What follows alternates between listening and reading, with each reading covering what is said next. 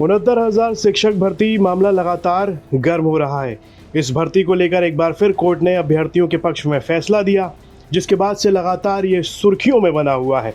Allahabad high court के लखनऊ खंडपीठ के डबल बेंच ने उत्तर प्रदेश के चर्चित 69,000 शिक्षक भर्ती पर आदेश देते हुए यूपी सरकार को आरक्षण नियमावली का सही से पालन करते हुए नई लिस्ट बनाने का आदेश दिया है। इस पूरे मामले पर बीजेपी की सहयोगी पार्टी अपना दल की लीडर अनुप्रिया पटेल ने भी सरकार को घेर डाला, लेकिन उन्होंने इस दौरान सरकार का नाम नहीं लिया।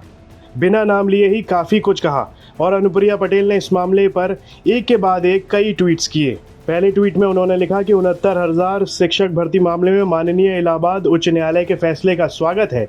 खुद पिछड़ा वर्ग आयोग ने माना था कि इस भर्ती मामले में आरक्षण नियमों की अनदेखी हुई।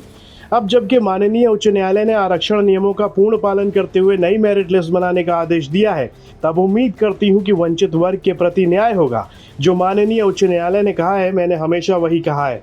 उन्होंने आगे लिखा कि मैंने इस विषय को हमेशा सदन से लेकर सर्वोच्च स्तर पर उठाया है। जब तक इस प्रकरण में वंचित वर्ग को न्याय नहीं मिल जाता, मैं इस विषय को तार्किक निष्कर्ष तक पहुंचाने के लिए लगातार हर संभव प्रयास करती रहूंगी। लेकिन सबसे पहले आपको बता दें कि आखिर कट ऑफ मार्क्स और मेरिट लिस्ट पर क्यों हंगामा मचा है और आरक्षण की किस नियमावली का पालन नहीं किया गया है। दावों और रिपोर्ट्स की माने तो 69,000 शिक्षक भर्ती मामले में सरकार ने परीक्षा होने तक कट ऑफ लिस्ट जारी नहीं की थी। परीक्षा के अगले दिन कट ऑफ लिस्ट जारी हुई, जिसमें सामान्य वर्ग के लिए 65 और ओबीसी के लिए 60% कट ऑफ मार्क्स रखे गए। डिग्री और कट ऑफ को मिलाकर मेरिट लिस्ट बनती है। इसी गुणांक के आधार पर मेरिट तैयार होती है। ऐसे में मेरिट लिस्ट में सामान्य वर्ग का कट ऑफ 67.11 और ओबीसी का कट ऑफ 66.73 रखा गया। नतीजों के बाद लगभग 1000 अभ्यर्थी हाईकोर्ट पहुंचे और दावा किया गया कि प्रश्न पत्र में एक सवाल गलत था, यानी अभ्यर्थियों को एक नंबर गलत तरीके से मिला। जांच हुई तो आरोप सही पाए गए। तब हाईकोर्ट ने कहा कि जितने अभ्यर्थी कोर्ट आए थे उनके एक नंबर बढ़ाए जाए। इसके बाद कुछ अभ्यर्थियों ने दावा किया कि आरक्षण देने में अनियमितता हुई है, जिसके बाद मामला एक बार फिर फंस गया।